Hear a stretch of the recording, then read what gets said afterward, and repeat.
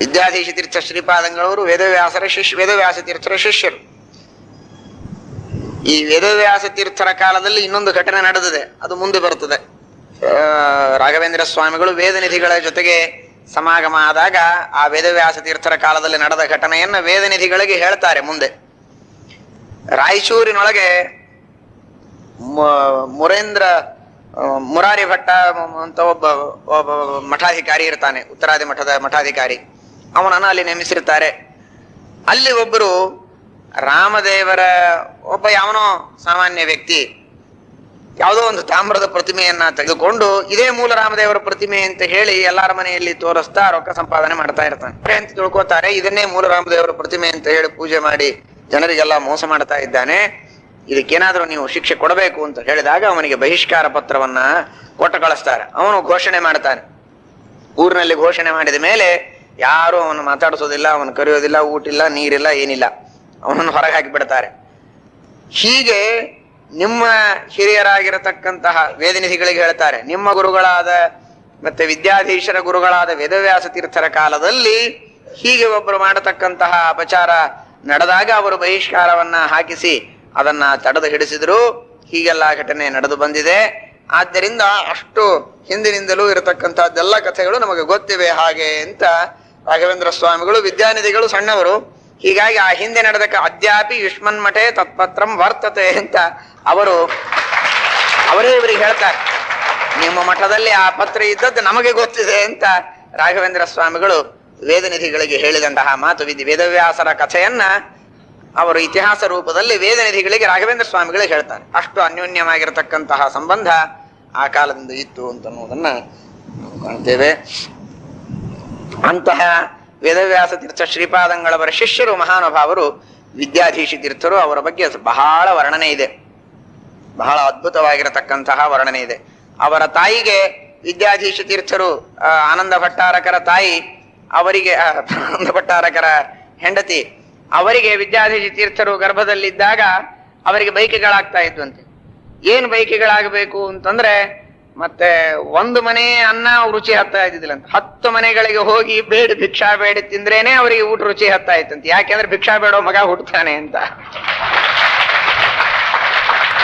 ವರ್ಣನೆ ಮಾಡ್ತಾರೆ. ಯಾವಾಗಲೂ ತೀರ್ಥಯಾತ್ರೆಯನ್ನು ಮಾಡಬೇಕು, ಸಂಚಾರ ಮಾಡಬೇಕು, 10 ಜನರ ಕಡೆಯಿಂದ ಮತ್ತೆ ಅನ್ನ ಸ್ವೀಕಾರ ಮಾಡಿ ಉಣಬೇಕು, ನಿತ್ಯದಲ್ಲಿ ಭಾಗವತಾದಿಗಳ ಶ್ರವಣ ಮಾಡೇನೆ ಊಟ ಮಾಡಬೇಕು. ಹೀಗೆ ಅವರ ತಾಯಿಗೆ ಬೇಕೆಗಳಾಗ್ತಾ ಇದ್ದು ಅಂತ ಅವರ ವಿದ್ಯಾಧೀಶ ತೀರ್ಥರು ಹೇಗೆ ಪ್ರಹ್ಲಾದರಾಜರ ಗರ್ಭದಲ್ಲಿದ್ದಾಗಿಂದ ತಮ್ಮ ವೈಶಿಷ್ಟ್ಯವನ್ನ ತೋರಿಸ್ತಾರೆ, ಹಾಗೆ ವಿದ್ಯಾಧೀಶರು ತಮ್ಮ ವೈಶಿಷ್ಟ್ಯವನ್ನ ತೋರಿಸ್ತಾ ಇದ್ರು ಅಂತ ನಾವು ಕೇಳ್ತೇವೆ. ಅಂತಹ ಮಹಾನುಭಾವರು ವಿದ್ಯಾಧೀಶ ತೀರ್ಥ ಶ್ರೀಪಾದಂಗಳವರು. ರಂಗೋಜಿ ಭಟ್ಟ ಅಂತ ಬಹಳ ದೊಡ್ಡ ದಿಗ್ಗಜ ವಿದ್ವಾಂಸ.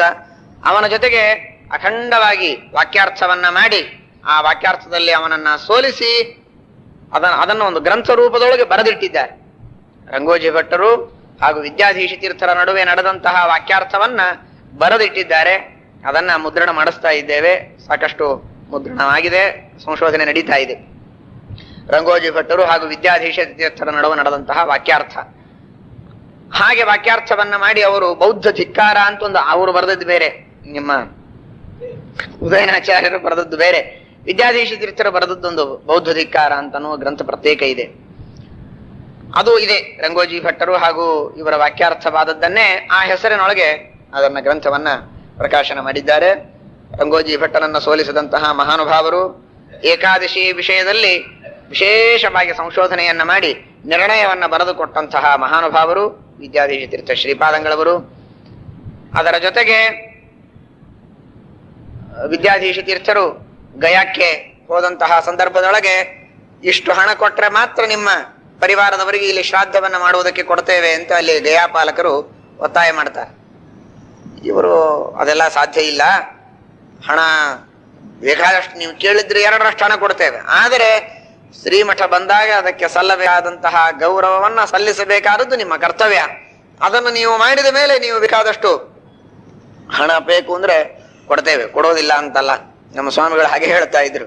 ತಿರುಪತಿಯಲ್ಲಿ ಹೋದಾಗ ಯಾವುದೇ ಅದು ಇದು ಮರ್ಯಾದೆಯನ್ನ ಮಾಡ್ಲಿಕ್ಕೆ ಅಷ್ಟೋ ಇಷ್ಟೋ ರೊಕ್ಕ ಎಲ್ಲ ಕೇಳ್ತಾ ಇದ್ರು. ಮಾಡುವಂತಹ ಮರ್ಯಾದೆ ಇದು ಅನೂಚಾನ ಸಂಪ್ರದಾಯದಿಂದ ನಡೆದುಕೊಂಡು ಬಂದದ್ದು. ಆ ಸಂಪ್ರದಾಯಕ್ಕೆ ಬದ್ಧನಾಗಿ ಮಠಕ್ಕೆ ಮಾಡಬೇಕಾದ ಕರ್ತವ್ಯ ಅಂತ ನೀನು ಮರ್ಯಾದೆಯನ್ನು ಮಾಡು. ಮಾಡೋದೆಲ್ಲ ಮಾಡಿದ ಮೇಲೆ ಸಂತೋಷದಿಂದ ನಾವು ಕೊಡೋದು ನೀನು ಕೇಳಿದ್ದರೆ 4ರಷ್ಟು ಕೊಡ್ತೇವೆ. ಆದ್ರೆ ದುಡ್ಡು ಕೊಟ್ಟು ಮರ್ಯಾದೆ ಮಾಡಿಸಿಕೊಳ್ಳೋದು ಸರ್ವಥಾ ಸಾಧ್ಯ ಇಲ್ಲ. ಇದು ಪರಂಪರೆಗೆ ಬಂದದ್ದು, ಪರಂಪರೆಯಿಂದ ನಡೆದುಕೊಂಡು ಬಂದದ್ದು. ಅದನ್ನ ಮಾಡಿದ್ರೆ ನಿಮಗೆ ಕ್ಷೇಮ. ಇದು ನಮಗೆ ಮಾಡೋ ಮರ್ಯಾದೆ ಇಲ್ಲ. ನಮಗೆ ಯಾಕೆ ಮರ್ಯಾದೆ ಮಾಡ್ಬೇಕು? ದೇವರ ಹತ್ರ ಹೋಗ್ಲಿಕ್ಕೆ ನಮಗೇನು ಮರ್ಯಾದೆ? ದೇವರಿಗೆ ಮರ್ಯಾದೆ. ಆದ್ರೆ ಇದು ಹಂಸನಾಮಕ ಪರಮಾತ್ಮನ ಪೀಠ, ಮೂಲ ರಾಮದೇವರು, ದಿಗ್ವಿಜಯ ರಾಮದೇವರು ಅವರ ಪ್ರತಿನಿಧಿ ಎಂಬುದಾಗಿ ಮಾಡತಕ್ಕಂತಹ ಮರ್ಯಾದೆಯೇ ಹೊರತು ನಮಗೆ ಮಾಡುವ ಮರ್ಯಾದೆ ಅಲ್ಲ ಅಂತ. ಅಲ್ಲಿ ಪೇಷ್ಕಾರ್ ಅಂತಿರ್ತಾರೆ, ಗೊತ್ತದ ಇಲ್ಲ? ಪೇಷ್ಕಾರ್ ಅಂತಿರ್ತಾರೆ. ಆ ಪೇಷ್ಕಾರವು ಮಠದವರೆಗೆ ಬಂದು ಸ್ವಾಮಿಗಳನ್ನು ಕರೆದುಕೊಂಡು ಹೋಗುವಂತಹ ಪದ್ಧತಿ. ಬರಲಿಲ್ಲ ಒಂದ್ಸಲ, ಇಲ್ಲೇ ಬಾ ಅಂತ ಇಲ್ಲೇ ಕರ್ಕೊಂಡ್ ಬಾ ಅಂತ ಹೇಳ್ರಿ ಅಂತ ಹೇಳಿದ್ರು. ಆಗ ಸ್ವಾಮಿಗಳವ್ರು ಬಂದ್ರೆ ಹೋಗೋದಿಲ್ಲ, ಇದು ಹೋಗೋದಿಲ್ಲ ಅಂತ ಹೇಳಿದ್ರು. ಇದು ಪೀಠದ ಮರ್ಯಾದೆ ನಡೆದುಕೊಂಡು ಬಂದದ್ದು ಅಂತ. ಅವನು ಬರ್ಲಿಲ್ಲ. ನಿಮಗೆ ಆಶ್ಚರ್ಯ ಆಗಬಹುದು, ಅವತ್ತಿನ ದಿವಸ, ಕೆಲವೇ ದಿವಸಗಳಲ್ಲ, ಅವತ್ತಿನ ದಿವಸ ಅವನಿಗೆ ಸಸ್ಪೆಂಡ್ ಆಯ್ತು. ಯಾವ ವ್ಯಕ್ತಿ ಪೇಷ್ಕಾರ ಬರಲಿಲ್ಲ ಅದೇ ದಿವಸ ಅವನಿಗೆ ಸಸ್ಪೆಂಡ್ ಆಯ್ತು. ಸ್ವಾಮಿಗಳು ಊರು ಬಿಟ್ಟಿರ್ಲಿಲ್ಲ. ಆ ಮನುಷ್ಯ ಬಂದು ತಪ್ಪಾಯ್ತು ಅಂತ ಕಾಲ ಹಿಡಿದು ನಮಸ್ಕಾರ ಮಾಡಿ ಅವನು ಕ್ಷಮಾ ಕೇಳಿಕೊಂಡ ಮೇಲೆ ಮತ್ತೆ ಮೇಲಿನ ಅಧಿಕಾರಿಗಳು ಸ್ವಾಮಿಗಳಿಗೆ ಪರಿಚಯ ಇದ್ರು, ಹೇಳಿ ಅವನನ್ನು ಮಾಡಿಸಿ ಆಮೇಲೆ ಸ್ವಾಮಿಗಳನ್ನ ಕರ್ಕೊಂಡು ಹೋದ. ಮುಂದೆ ಮರ್ಯಾದೆ ಆಯ್ತು, ನಡೆಸಿದ್ರು. ಇದನ್ನೆಲ್ಲ ನಾವು ಕೇಳ್ತೇವೆ. ಅಂದ್ರೆ ತಾತ್ಪರ್ಯ, ಆ ಪೀಠಕ್ಕೆ ಸಲ್ಲಿಸುವಂತಹ ಮರ್ಯಾದೆಯನ್ನು ನೀವು ಮಾಡ್ರಿ, ಆಮೇಲೆ ಬೇಕಾದಷ್ಟು ರೊಕ್ಕ ಕೇಳ್ರಿ, ಕೊಡ್ತೇವೆ ಅಂತ ಹೇಳಿದ್ರು. ಕೇಳಿಲ್ಲ. ಸರಿ ಅಂತ ಹೇಳಿ, ಇದು ರಾಮಗಯ, ರಾಮದೇವರು ಇದ್ದದ್ದೇ ಗಯಾ ಕ್ಷೇತ್ರ ಅಂತ ಹೇಳಿ ದಿಗ್ವಿಜಯ ರಾಮದೇವರು ಮಾತ್ರ ಇದ್ರ. ಆವಾಗ ಮೂಲ ರಾಮದೇವರು ಹಾಗೂ ಸೀತಾದೇವಿಯರನ್ನ ಮತ್ತೆ ವೇದನಿಧಿಗಳ ಕೈಯಲ್ಲಿ ಕೊಟ್ಟು ವಿದ್ಯಾಧೀಶ ತೀರ್ಥರು ದಿಗ್ವಿಜಯ ರಾಮದೇವರನ್ನ ಮಾತ್ರ ತೆಗೆದುಕೊಂಡು ಸಂಚಾರಕ್ಕೆ ಹೊರಟಿದ್ರು ಬದರಿ ಯಾತ್ರೆಗೆ. ಹೀಗಾಗಿ ದಿಗ್ವಿಜಯ ರಾಮದೇವರಿದ್ದಾರೆ, ಇದೇ ರಾಮಗಯ, ಇಲ್ಲೇ ನೀವು ಶ್ರಾದ್ದ ಮಾಡ್ರಿ ಅಂತ ಹೇಳಿದ್ರೆ ಎಲ್ಲರೂ ಅಲ್ಲೇ ಶ್ರಾದ್ದ ಮಾಡ್ಲಿಕ್ಕೆ ಪ್ರಾರಂಭ ಮಾಡಿದ್ರು. ಅವರಿಗೆ ಬರುವ ಆದಾಯ ಎಲ್ಲ ನಿಂತು ಹೋಯ್ತು. ಅವರಿಗೆ ಅತ್ಯಾಶ್ಚರ್ಯವಾಗ್ತಾ ಇದೆ, ಇವರು ಎಲ್ಲಿ ಆ ಫಲ್ಗು ನದಿಯ ಆ ದಡದಲ್ಲಿ ಇವರು ಪಿಂಡ ಪ್ರದಾನವನ್ನ ಮಾಡಿಸ್ತಾ ಇದ್ರೆ ಆ ಪಿಂಡಗಳೆಲ್ಲ ವಿಷ್ಣುಪಾದದ ಮೇಲೆ ಬಂದು ಬೀಳ್ತಾ ಇವೆ. ಇವರಿಗೆ ಬಹಳ ಆಶ್ಚರ್ಯ ಆಯ್ತು, ಏನ್ ನಡೀತಾ ಇದೆ. ಅಲ್ಲಿ ಹೋಗಿ ನೋಡೋಣ ಅಂದ್ರೆ ಯಾವುದೋ ಅಡವಿ ನದಿ ದಂಡಿ ಮೇಲೆ ಪೂಜೆ ಮಾಡ್ತಾ ಇದ್ದಾರೆ. ಕಟ್ಟಿಗೆಗಳು, ಒಣಗಿದ ಕಟ್ಟಿಗೆಗಳು ಬಿದ್ದಿವೆ. ಇವರು ತೀರ್ಥವನ್ನ ಕೊಡುವಾಗ ಸಿಡದಂತಹ ನೀರಿನ ಹನಿಯಿಂದ ಒಣಗಿ ಕೆಳಗೆ ಬಿದ್ದ ಕಟ್ಟಿಗೆಯಲ್ಲಿ ಚಿಗುರು ಹೊಡೆದಿದೆ, ಅವುಗಳೆಲ್ಲ ಬೆಳೀತಾ ಇವೆ. ಅದು ನೋಡಿ ಅವರಿಗೆ ಆಶ್ಚರ್ಯ ಆಯ್ತು. ನಾವು ಯಾವುದೋ ಮಹಾತ್ಮರಿಗೆ ಅಪಚಾರ ಮಾಡಿದ್ದೇವೆ ಅಂತ ಹೇಳಿ ಅವರಿಗೆ ಒಂದು ಸಂಕಟ ಬಂದಿತ್ತು. ಅಕ್ಷಯ ವಟದಲ್ಲಿ ಶ್ರಾದ್ದ, 21 ಶ್ರಾದ್ದಗಳನ್ನು ಮಾಡಬೇಕು. ಬಹಳ ಶ್ರಾದ್ದವ ಅಲ್ಲಿ. ಫಲ್ಗು ನದಿ ಶ್ರಾದ್ದ ಬೇರೆ, ಅಕ್ಷಯ ವಟ ಶ್ರಾದ್ದ ಬೇರೆ, ವಿಷ್ಣುಪಾದ ಶ್ರಾದ್ದ ಬೇರೆ, ಬೇರೆ ಬೇರೆ ತೀರ್ಥಗಳಲ್ಲಿ ಬೇರೆ ಬೇರೆ ಶ್ರಾದ್ದ. ಆ ಅಕ್ಷಯ ವಟ ಶ್ರಾದ್ದ ಇನ್ನೂ ಹೆಚ್ಚು ಶ್ರಾದ್ದಗಳಿವೆ. ಆ ಶ್ರಾದ್ದಗಳನ್ನೆಲ್ಲ ಮಾಡಿಸ್ತಾ ಇರಬೇಕಾದ್ರೆ ಮುಖ್ಯವಾದದ್ದು ಅಕ್ಷಯ ವಟ. ಅದು ಒಣಗಿ ಹೋಗಿತ್ತು. ಆ ಅಕ್ಷಯ ವಟ ಒಣಗಿ ಹೋಗಿದೆ. ಏನ್ ಮಾಡಬೇಕು ಅಂತ ಸಮಸ್ಯೆಯಲ್ಲಿದ್ರು. ಇದು ಅನಾಯಾಸೇನ ಇವರಿಗೆ ಇವರ ಮಹತ್ವ ಪವಾಡವನ್ನ ನೋಡಿದ್ರು. ನೀವು ಬಂದು ಆ ಅಕ್ಷಯ ವಟವನ್ನ ಮತ್ತೆ ಇದನ್ನ ಮಾಡಿ ಕೊಡಬೇಕು, ಪುನಃ ಅಭಿವೃದ್ಧ ಮಾಡಬೇಕು ಅಂತ ಹೇಳಿದಾಗ ಇವರು ಹೋಗಿ ತಮ್ಮ ವಿಶೇಷವಾದಂತಹ ಸಾಮರ್ಥ್ಯದಿಂದ ಅಲ್ಲಿ ಅಭಿಮಂತ್ರಣ ಮಾಡಿದ ಜಲಗಳ ಪ್ರೋಕ್ಷಣಾದಿಗಳನ್ನು ಮಾಡಿದಾಗ, ತೀರ್ಥದ ಪ್ರೋಕ್ಷಣೆ ಮಾಡಿದಾಗ ಆ ಅಕ್ಷಯ ವಟ ಮತ್ತೆ ದೊಡ್ಡದಾಗಿ ಬೆಳೆದಿದೆ. ಇವತ್ತಿಗೂ ನಿಮಗೆ ಅದು ನೋಡ್ಲಿಕ್ಕೆ ಸಿಗ್ತದೆ.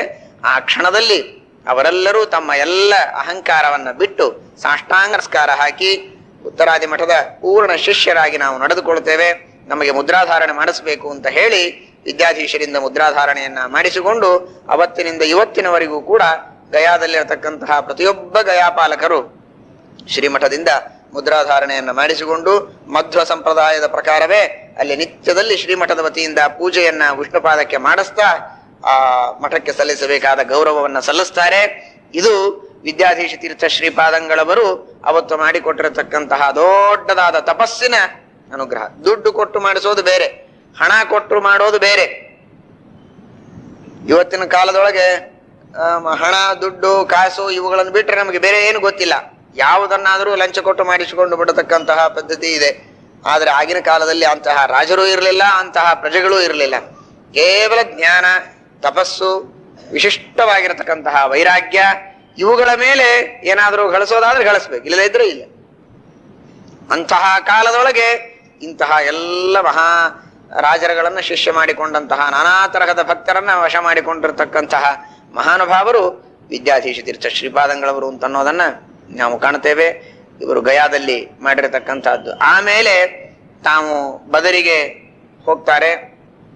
ಬದರಿಗೆ ಹೋಗಿ ಪುನಃ ಏಕಚಕ್ರ ನಗರಕ್ಕೆ ಬಂದು ಅಲ್ಲಿ ವೃಂದಾವನಸ್ಥರಾಗ್ತಾರೆ. ವೃಂದಾವನಸ್ಥರಾಗುವಾಗ ಒಬ್ಬ ವಿದ್ವಾಂಸರು, ಪ್ರಾಯ ರಾಮಾಚಾರ್ಯರು ಅಂತ ಅವರ ಹೆಸರಿರಬೇಕು, ಅವರ ಕೈಯಲ್ಲಿ ಕೊಟ್ಟು, ರಾಮಚಂದ್ರಾಚಾರ್ಯರು ಅವರ ಕೈಯಲ್ಲಿ ಕೊಟ್ಟು, ಇದನ್ನ ನೀವು ಮತ್ತೆ ವೇದನಿಧಿಗಳು ಅಲ್ಲಿದ್ದಾರೆ, ಮೂಲರಾಮದೇವರು ಸೀತಾದೇವಿಯು ಅವರ ಹತ್ರನೇ ಇದೆ, ಅವರಿಗೆ ನೀವು ಇದನ್ನ ಒಯ್ದು ಕೊಡಬೇಕು ಅಂತ ಹೇಳಿ ವಿದ್ಯಾಧೀಶ ತೀರ್ಥ ಶ್ರೀಪಾದಂಗಳವರು ಅದನ್ನ ಕೊಟ್ಟು ಕಳಿಸ್ತಾರೆ. ಒಂದು ರಾಯಸವನ್ನು ಜೊತೆಗೆ ಕೊಟ್ಟು ಕಳಿಸ್ತಾರೆ.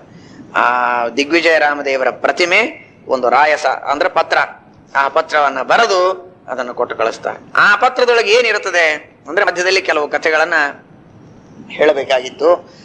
ಆ ವೇದವ್ಯಾಸ ತೀರ್ಥ ಶ್ರೀಪಾದಂಗಳವರ ಕಾಲದಲ್ಲಿ ಮತ್ತೆ ಕಂಭಾಲೂರು ರಾಮಚಂದ್ರ ತೀರ್ಥರು ಅಂತ ಇರ್ತಾರೆ. ಆ ಕಂಭಾಲೂರು ರಾಮಚಂದ್ರ ತೀರ್ಥರ ಹತ್ತಿರ ಆಶ್ರಮವನ್ನ ಸ್ವೀಕಾರ ಮಾಡಿರ್ತಾರೆ ಕೃಷ್ಣದ್ವೈಪಾಯನರು. ಆ ಕೃಷ್ಣದ್ವೈಪಾಯನ ತೀರ್ಥರು ಮತ್ತೆ ಅಲ್ಲಿ ಎಷ್ಟೋ ದಿವಸ ಕಂಭಾಲೂರು ರಾಮಚಂದ್ರ ತೀರ್ಥರ ಹತ್ರನೇ ಅಧ್ಯಯನವನ್ನ ಮಾಡ್ತಾ ಅವರ ಹತ್ರ ಸ್ವಲ್ಪ ದಿವಸ ಇರ್ತಾರೆ. ಆಮೇಲೆ ಇದು ಆಗೋದಿಲ್ಲ, ಇಲ್ಲಿ ಬರ್ತಾರೆ. ಬಂದು ವೇದವ್ಯಾಸ ತೀರ್ಥರ ಹತ್ರ ದಂಡ ಪಲ್ಲಾಟ ಮಾಡಿ ಆ ದಂಡವನ್ನ ಪರಿತ್ಯಾಗ ಮಾಡಿ ಪುನಃ ಇವರ ಹತ್ರ ಉಪದೇಶವನ್ನ ಪಡೆದುಕೊಂಡು ಹೊಸದಾಗಿ ದೀಕ್ಷೆಯನ್ನ ತೆಗೆದುಕೊಳ್ತಾರೆ. ಆ ಕೃಷ್ಣದ್ವೈಪಾಯನರಿಗೆ ವೇದವ್ಯಾಸ ತೀರ್ಥರು ಅಣುಸಂಸ್ಥಾನವನ್ನ ಕೊಟ್ಟಿರ್ತಾರೆ. ಮಹಾಸಂಸ್ಥಾನ, ಅಣುಸಂಸ್ಥಾನ ಅಂತ ಎರಡು.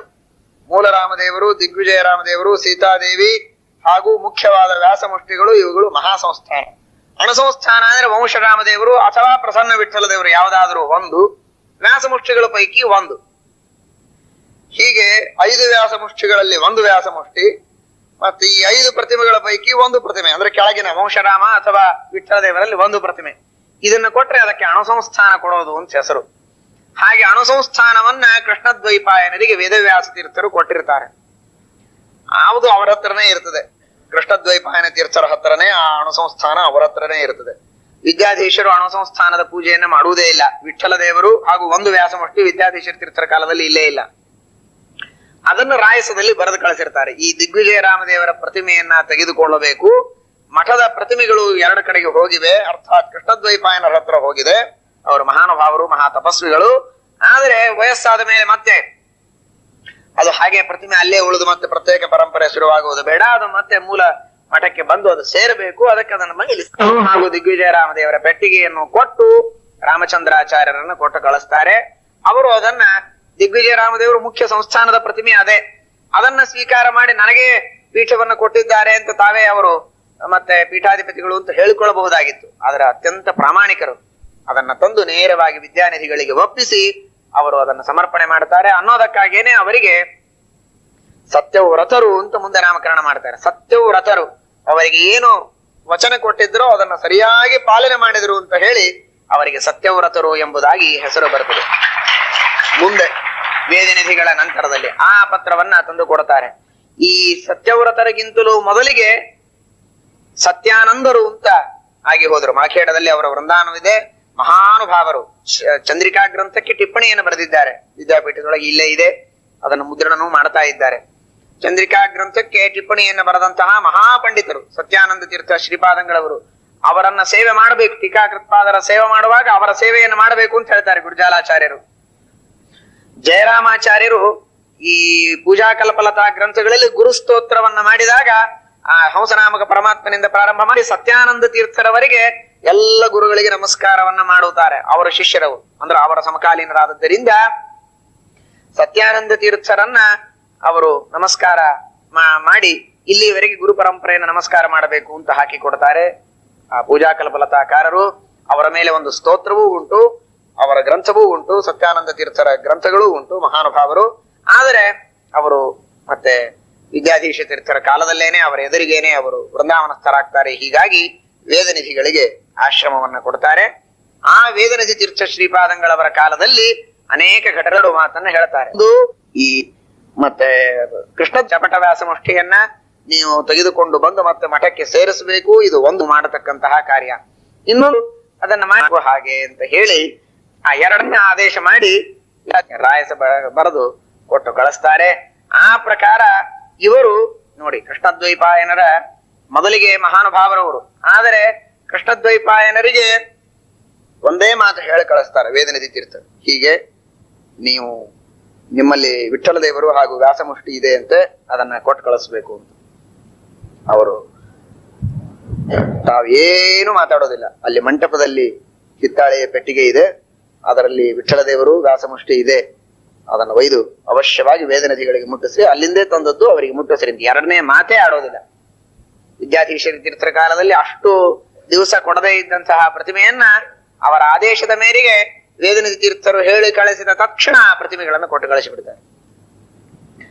ಆದ್ರೆ ಶಿಷ್ಯರು ಸುಮ್ಮನೆ ಇರೋದಿಲ್ಲ. ಕೃಷ್ಣದ್ವೈಪಾಯನರಿಗೆ ಸಾಕಷ್ಟು ಜನ ಶಿಷ್ಯರಿರ್ತಾರೆ. ಅವರು ನಿಜವಾದ ಪ್ರತಿಮೆ ನಿಮಗೆ ಕೊಟ್ಟೇ ಇಲ್ಲ, ನಿಮಗ್ ಕೊಟ್ಟ ಪ್ರತಿಮೆನೇ ಬೇರೆ, ನಿಜವಾದ ವಿಠ್ಠಲ ದೇವರ ಪ್ರತಿಮೆ ನಮ್ಮ ಹತ್ರನೇ ಇದೆ, ನಮ್ಮ ಗುರುಗಳ ಹತ್ರನೇ ಅಂತ ಆಮೇಲೆ ಕಥೆಯನ್ನ ಹುಟ್ಟಿಸಿ ಗೊಂದಲವನ್ನ ಮಾಡ್ತಾರೆ. ಆಗ ವೇದನಿಧಿಗಳಿಗೆ ಸಂದೇಹ ಬರ್ತದೆ. ಆದ್ರೆ ಏನ್ ಮಾಡ್ಲಿಕ್ಕೆ ಉಪಾಯ ಇರೋದಿಲ್ಲ, ಸುಮ್ಮನೆ ಇರ್ತಾರೆ. ಮುಂದೆ ಅದು ಸತ್ಯನಾಥ ತೀರ್ಥರ ಕಾಲದಲ್ಲಿ ಆ ಸಮಸ್ಯೆ ಬಗೆಹರಿಯುತ್ತದೆ. ಆಮೇಲೆ ಆ ಕೃಷ್ಣದ್ವೈಪಾಯನರು ಇರತಕ್ಕಂತಹ ವಿಠ್ಠಲ ದೇವರ ಪ್ರತಿಮೆ, ವೇದವ್ಯಾಸ ದೇವರ ಪ್ರತಿಮೆ ಇದನ್ನೆಲ್ಲ ಸ್ವೀಕಾರ ಮಾಡಿ ತಂದು ಸೇರಿಸ್ತಾರೆ. ಆಮೇಲೆ ಯಾರನ್ನ ನಿಗ್ರಹ ಮಾಡಬೇಕು ಅಂತ ವಿದ್ಯಾಧೀಶರು ಆಜ್ಞೆ ಮಾಡಿದ್ರೋ ಅಂಥವರನ್ನ ನಿಗ್ರಹ ಮಾಡ್ತಾರೆ. ಅವರ ಹಿಂದೆ ಬೆನ್ನು ಹತ್ತಿ ಹೋಗ್ತಾರೆ. ಇವ್ರು ಈ ಊರಿಗೆ ಹೋಗ್ಬೇಕು, ಅವ್ರು ಮುಂದಿನ ಊರಿಗೆ ಹೋಗ್ಬೇಕು. ಹೀಗೆ ಹೋಗ್ತಾ ಕೊನೆಗೆ ತಂಜಾವೂರಿಗೆ ಬರ್ತಾರೆ. ರಾಜನನ್ನು ಹಿಡಿತಾರೆ ವೇದನಿಧಿಗಳು. ನೋಡಪ್ಪ, ಹೀಗೆ ವಾಕ್ಯಾರ್ಥಕ್ಕೆ ನಾವು ಕರಿತಾ ಇದ್ದೇವೆ, ಅವರು ಬರ್ತಾ ಇಲ್ಲ, ಏನ್ ಮಾಡ್ಬೇಕು ಅಂತ. ರಾಜನು ಸ್ವಲ್ಪ ಎಲ್ಲ ಗಂಭೀರ ಇರ್ತಾನೆ.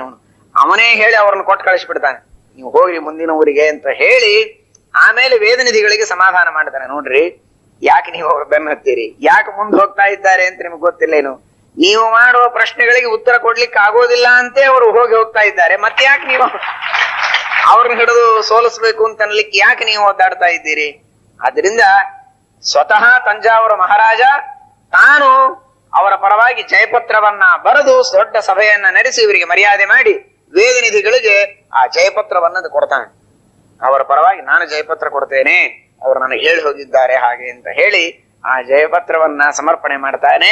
ಹೀಗೆ ಆ ವಿಠ್ಠಲ ದೇವರನ್ನ ಸಂಪಾದನೆ ಮಾಡಿ, ವಾದಿಗಳ ನಿಗ್ರಹ ಮಾಡಿ, ಜಯಪತ್ರವನ್ನು ಕೂಡ ಸಂಪಾದನೆ ಮಾಡಿ ತಮ್ಮ ಗುರುಗಳಾಗಿರತಕ್ಕಂತಹ ವಿದ್ಯಾಧೀಶ ತೀರ್ಥರ ಆಜ್ಞೆಯನ್ನ ವೇದನಿಧಿ ತೀರ್ಥರು ಪರಿಪೂರ್ಣ ಮಾಡ್ತಾರೆ. ಇದಲ್ಲದೆ ಕೋಟಿ ವ್ಯಾಸ ಮಂತ್ರವನ್ನ ಜಪ ಮಾಡಿ ವಿಶೇಷವಾಗಿ ವೇದವ್ಯಾಸ ದೇವರ ಅನುಗ್ರಹವನ್ನ ಸಂಪಾದನೆ ಮಾಡಿರತಕ್ಕಂತಹ ಮಹಾನುಭಾವರು, ಅದ್ಭುತವಾಗಿರತಕ್ಕಂತಹ ಸಿದ್ಧಿಯನ್ನ ಪಡೆದುಕೊಂಡಂಥವರು, ಅಂತಹ ವಿಶಿಷ್ಟವಾಗಿರತಕ್ಕಂತಹ ಜ್ಞಾನಿಗಳು ಆ ಕೃಷ್ಣದ್ವೈಪಾಯನರು. ಆ ಕೃಷ್ಣದ್ವೈಪಾಯನರಿಗೂ ವೇದನಿಧಿಗಳಿಗೂ ವಿಜಾಪುರದೊಳಗೆ ಮತ್ತೆ ಭೇಟಿಯಾಗ್ತದೆ. ವೇದನಿಧಿಗಳಿಗೂ ಕೃಷ್ಣದ್ವೈಪಾಯರಿಗೂ ವಿಜಾಪುರದೊಳಗೆ ಮತ್ತೆ ಭೇಟಿಯಾಗ್ತದೆ. ಆ ವಿಜಾಪುರದೊಳಗೆ ರಾಘೋಜಿ ಪಂಥ ಅಂತನ್ನುವನ ಮನೆಯಲ್ಲಿ ಭೇಟಿಯಾಗ್ತದೆ. ಭೇಟಿಯಾದಾಗ ಅಲ್ಲಿ ಮತ್ತೆ ಸ್ವಲ್ಪ ವಿವಾದ ಪ್ರಾರಂಭವಾಗ್ತದೆ. ಈ ರಾಮದೇವರ ಪ್ರತಿಮೆ ಹಾಗೂ ಇವುಗಳನ್ನ ಮತ್ತೆ ನಮಗೆ ಒಪ್ಪಿಸಬೇಕು ಅಂತ ಕೆಲವರು ಅಲ್ಲಿಯ ಶಿಷ್ಯರು ವಾದ ವಿವಾದವನ್ನ ಮಾಡ್ತಾರೆ. ಆದರೆ ಕೃಷ್ಣದ್ವೈಪಾಯನರು ಹೇಳ್ತಾರೆ, ಅವರ ಗುರುಗಳ ಆದೇಶದ ಪ್ರಕಾರ ಅವರು ಸ್ವೀಕಾರ ಮಾಡಿದ್ದಾರೆ, ಅದು ಅವರಿಗೆ ಸಲ್ಲತಕ್ಕದ್ದು ಅಂತ ಹೇಳಿ ಕೃಷ್ಣದ್ವೈಪಾಯನರು ಅದನ್ನು ಒಪ್ಪಿಸಿಕೊಡ್ತಾರೆ. ಇದಾದ ಮೇಲೆ ಒಬ್ಬ ವ್ಯಕ್ತಿ ರಾಜಕಾರಣದೊಳಗೆ ಸೇರಿಕೊಂಡಿರ್ತಾನೆ. ಬ್ರಾಹ್ಮಣ, ಬಹಳ ಸಾತ್ವಿಕನಾದ ಮನುಷ್ಯನೇ. ಅನಿವಾರ್ಯವಾಗಿ ಅನೇಕ ಜನರನ್ನ ಹೊಡೆದು ಬಡದು ಕೊಲ್ಲುವ ಸಂದರ್ಭ ಬಂದಿರ್ತದೆ, ಸಂಹಾರ ಮಾಡುವ ಸಂದರ್ಭ ಬಂದಿರ್ತದೆ. ಬಹಳ ಪಶ್ಚಾತ್ತಾಪ ಆಗ್ತದೆ. ಅಕ್ಷೋಭ್ಯ ತೀರ್ಥರ ಕಾಲದಲ್ಲಿ ಹೇಗೋ ಹಾಗೆ. ಅವನು ರಾಘವೇಂದ್ರ ಸ್ವಾಮಿಗಳ ಶಿಷ್ಯ. ರಾಘವೇಂದ್ರ ಸ್ವಾಮಿಗಳ ಶಿಷ್ಯ, ಆದರೆ ರಾಜಕಾರಣದೊಳಗೆ ಸೇರಿಕೊಂಡಿದ್ದರಿಂದ ಅನೇಕ ಕಾರ್ಯಭಾರದಿಂದ ಅವನಿಗೆ ಆ ಕೆಲಸ ಮಾಡೋ ಸಂದರ್ಭ ಬರುತ್ತದೆ. ಪಶ್ಚಾತ್ತಾಪ ಆಗತ್ತೆ. ನಾನು ಉದ್ಧಾರ ಆಗಬೇಕು ಅಂತ ಹೇಳಿ ಇವರ ಹತ್ರ ಬರ್ತಾನೆ. ರಾಮಚಂದ್ರ ತೀರ್ಥರ ಹತ್ರ ಬರ್ತಾನೆ. ಕಂಬಾಲು ರಾಮಚಂದ್ರ ತೀರ್ಥರ ಹತ್ರ ಬಂದು ಉದ್ಧಾರ ಮಾಡ್ರಿ ಅಂತ ಪ್ರಾರ್ಥನೆ ಮಾಡ್ತಾನೆ. ಉದ್ಧಾರ ಮಾಡ್ಲಿಕ್ಕೆ ಆಗೋದಿಲ್ಲಪ್ಪ, ಇಷ್ಟೆಲ್ಲ ಬ್ರಹ್ಮಹತ್ಯಾದಿಗಳನ್ನ ಮಾಡಿದ್ದಿ, ಈ ಜನ್ಮದಲ್ಲಿ ನೀನು ಹೀಗೆ ಇದು ಮಾಡಬೇಕು ಹಾಗೆ ಅಂತ ಕೊಟ್ಟು ಕಳಿಸ್ತಾನೆ. ಆಗ ರಾಘವೇಂದ್ರ ಸ್ವಾಮಿಗಳು ತಮ್ಮ ಸಾಕ್ಷಾತ್ ಗುರುಗಳ ಹತ್ರ ಬಂದು ಅವನ ಪ್ರಾರ್ಥನೆ ಮಾಡ್ತಾನೆ, ನೀವು ಉದ್ಧಾರ ಮಾಡಬೇಕು ಅಂತ. ರಾಘವೇಂದ್ರ ಸ್ವಾಮಿಗಳು ಅವನ ಯೋಗ್ಯತೆಯನ್ನ ವಿಚಾರ ಮಾಡಿ, ಅವನ ಸ್ವರೂಪದಲ್ಲಿ ಸಾತ್ವಿಕನಾಗಿದ್ದಾನೆ, ಏನೋ ಪ್ರಾರಬ್ಧ ಕರ್ಮವಶಾತ್ ಕೆಟ್ಟ ಕೆಲಸ ಮಾಡಿದ್ದಾನೆ, ಪಶ್ಚಾತ್ತಾಪ ಆಗಿದೆ, ಪ್ರಾಯಶ್ಚಿತ್ತವನ್ನ ಮಾಡಿಸಿ ಅವನಿಗೆ ಉದ್ಧಾರ ಮಾಡ್ತಾರೆ. ರಾಘವೇಂದ್ರ ಸ್ವಾಮಿಗಳು ಅವನಿಗೆ ಉದ್ಧಾರ ಮಾಡಿ ಮಂತ್ರಾಕ್ಷತೆ ಕೊಟ್ಟು ಮುದ್ರಾಧಾರಣೆಯನ್ನ ಮಾಡಿಸಿ ಅವನನ್ನ ಸ್ವೀಕಾರ ಮಾಡ್ತಾರೆ. ಇದು ರಾಮಚಂದ್ರ ತೀರ್ಥರಿಗೆ ಗೊತ್ತಾಗ್ತದೆ. ಅವರಿಗೆ ಸ್ವಲ್ಪ ಮನಸ್ಸಿಗೆ ಅಸಮಾಧಾನವಾಗ್ತದೆ. ನಾವು ಬೇಡ ಅಂತ ಹೇಳಿ ಕಳಿಸಿದ್ರು ಕೂಡ ಇವರು ಉದ್ಧಾರ ಮಾಡಿದ್ದಾರೆ, ಆದ್ದರಿಂದ ರಾಘವೇಂದ್ರ ಸ್ವಾಮಿಗಳ ಹತ್ರ ಯಾರು ಹೋಗಬಾರದು ಅಂತ ಹೇಳಿ ಪತ್ರವನ್ನ ಬರೆದು ಎಲ್ಲ ಕಡೆಗೂ ಕಳಿಸ್ತಾರೆ. ವೇದನಿಧಿಗಳಿಗೆ ಒಂದು ದೊಡ್ಡದಾದಂತಹ ರೇಷ್ಮೆಯ ವಸ್ತ್ರ ಹಾಗೂ ಆ ಪತ್ರ ಇಟ್ಟು ಕಳಿಸ್ತಾರೆ. ಏನು ಅಂದ್ರೆ, ರಾಘವೇಂದ್ರ ಸ್ವಾಮಿಗಳು ಹೀಗೆ ಬ್ರಹ್ಮಹತ್ಯ ಮಾಡಿದವನನ್ನ ಸ್ವೀಕಾರ ಮಾಡಿದ್ದಾರೆ, ಆದ್ದರಿಂದ ನೀವು ಅವರ ಜೊತೆಗೆ ಮತ್ತೆ ಸೌಹಾರ್ದದಿಂದ ಸಮಾಗಮವನ್ನ ಮಾಡಿ ಇರಬಾರದು, ಅವರನ್ನ ದೂರ ಇಡಬೇಕು ಅಂತ. ವೇದನಿಧಿ ತೀರ್ಥ ಶ್ರೀಪಾದಂಗಳವರು ಆ ಪತ್ರವನ್ನ ನೋಡ್ರಿ, ಆವತ್ತಿನ ಕಾಲದಲ್ಲಿ ರಾಘವೇಂದ್ರ ಸ್ವಾಮಿಗಳಿಗೂ ವೇದನಿಧಿಗಳಿಗೂ ಇರತಕ್ಕಂತಹ ಸ್ನೇಹ, ಸೌಹಾರ್ದ, ಆ ದೃಢವಾದಂತಹ ಮನಸ್ಸಿಗೆ ಇರತಕ್ಕಂತಹ ಒಂದು ಭಾವನೆ ಹೇಗಿತ್ತು ಅಂತ ಆ ಪತ್ರ ನೋಡಿದ್ದೇ ಅದನ್ನ ಹರಿದು ಹಾಕ್ತಾರೆ. ಮೊದಲಿಗೆ ಅದನ್ನ ಹರಿದು ಹಾಕಿ ಅದರ ಜೊತೆಗೆ ಬೇಕಾದಷ್ಟು ವಸ್ತ್ರ, ಮುತ್ತು, ರತ್ನ ಎಲ್ಲ ಕೊಡು. ಈ ವಸ್ತ್ರ, ಮುತ್ತು, ರತ್ನ ನೆಲದ ಮೇಲೆ ಇಡಬೇಡ, ಅದು ಹೇಗೆ ತಂದಿ ಹಾಗೆ ಅದನ್ನು ವಾಪಸ್ ಒಯ್ದು ಕೊಡು. ನಮಗೂ ರಾಘವೇಂದ್ರ ಸ್ವಾಮಿಗಳ ಮಧ್ಯದಲ್ಲಿ ನೀನು ಯಾವ ವಿಧವಾಗಿರತಕ್ಕಂತಹ ಮತ್ತೆ ಇದನ್ನು ಹೇಳತಕ್ಕಂತಹ ಅಧಿಕಾರವೂ ಯಾರಿಗಿಲ್ಲ, ಅದನ್ನು ಹೇಳತಕ್ಕಂತಹ ಕ್ರಮವೂ ಇಲ್ಲ, ಆದ್ದರಿಂದ ಅದನ್ನ ನಾವು ಸ್ವೀಕಾರ ಮಾಡೋದಿಲ್ಲ ಅಂತ ಅದನ್ನ ಕಳಿಸಿ, ಆ ರಾಘವೇಂದ್ರ ಸ್ವಾಮಿಗಳು ಸ್ವೀಕಾರ ಮಾಡಿದ್ದು ಯೋಗ್ಯ ಇದೆ, ಶಾಸ್ತ್ರದ ಪ್ರಕಾರ ಅವರು ಪ್ರಾಯಶ್ಚಿತ್ತ ಮಾಡಿಸಿದ್ದಾರೆ, ಅದು ಯೋಗ್ಯವಾಗಿದೆ ಅಂತ ಹೇಳಿ ವೇದನಿಧಿ ತೀರ್ಥ ಶ್ರೀಪಾದಂಗಳವರು ಅವನನ್ನ ತಾವು ಸ್ವೀಕಾರ ಮಾಡ್ತಾರೆ. ಇದು ರಾಘವೇಂದ್ರ ಸ್ವಾಮಿಗಳಿಗೆ ಗೊತ್ತಾಗ್ತದೆ. ಅವರೆಲ್ಲೋ ದೂರದಲ್ಲಿ ಕುಂಭಕೋಣದಲ್ಲಿ ಇರ್ತಾರೆ. ವೇದನಿಧಿ ತೀರ್ಥಗಳು ಇದ್ದಲ್ಲಿ ಸ್ವತಃ ರಾಘವೇಂದ್ರ ಸ್ವಾಮಿಗಳು ಬಂದು ಪರಮ ಸಂತೋಷದಿಂದ ಆಲಿಂಗನ ಮಾಡಿಕೊಂಡು, ನಾವು ಮಾಡಿದಂತಹ ಈ ಧರ್ಮಶಾಸ್ತ್ರದ ಪ್ರಕ್ರಿಯೆ, ಪ್ರಾಯಶ್ಚಿತ್ತದ ಪದ್ಧತಿ, ಇದನ್ನು ನೀವು ಸಮ್ಮತ ಮಾಡಿ ನಮ್ಮನ್ನ ಇಷ್ಟು ಪ್ರೀತಿಯಿಂದ ಕಂಡದ್ದಕ್ಕೆ ನಮಗೆ ಬಹಳ ಸಂತೋಷವಾಯಿತು ಅಂತ ಪರಸ್ಪರ ಅಭಿಮಾನದಿಂದ ಎಷ್ಟೋ ದಿವಸ ಸಂತೋಷದಿಂದ ಒಂದೇ ಕಡೆಗೆ ಇರ್ತಾರೆ, ಮಾತಾಡ್ತಾರೆ. ಆವಾಗಲೇ ಅವರೆಲ್ಲ ಇತಿಹಾಸ ಹೇಳ್ತಾರೆ ರಾಘವೇಂದ್ರ ಸ್ವಾಮಿಗಳು, ಹೀಗೀಗ ಹಿಂದೆಲ್ಲ ನಡೆಯಿತು ವೇದವ್ಯಾಸ ತೀರ್ಥರ ಕಾಲದಲ್ಲಿ ಹಾಗೆ ಅಂತ ಇನ್ನೂ ಅನೇಕ ಕಥೆಗಳನ್ನ ಅವರದನ್ನೆಲ್ಲ ಹೇಳಿ ಅದನ್ನ ಮಾಡಿ ಪತ್ರವನ್ನ ಬರೆದು ಸಂತೋಷದಿಂದ ಆ ವೇದನಿಧಿ ತೀರ್ಥ ಶ್ರೀಪಾದಂಗಳವರಿಗೆ ಆ ಪತ್ರವನ್ನ ಕೊಡ್ತಾರೆ.